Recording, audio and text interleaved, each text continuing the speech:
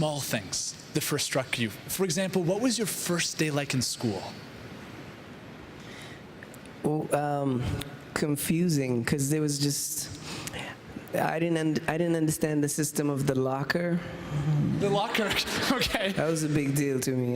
You got to explain that story to us. Well, I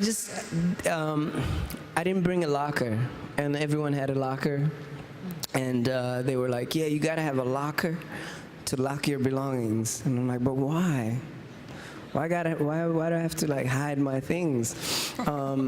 And then they told me that there was this girl that wanted to share her locker with me, and she kind of volunteered, and she was kind of this cute girl, and she was like, yeah, I'll share my locker with him, and the whole class went, ooh, I was like, oh man, yeah. Yeah, that was kind of one of my Was this your first Canadian love?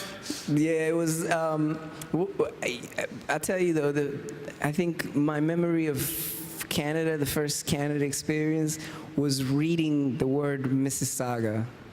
Okay. Yeah, that's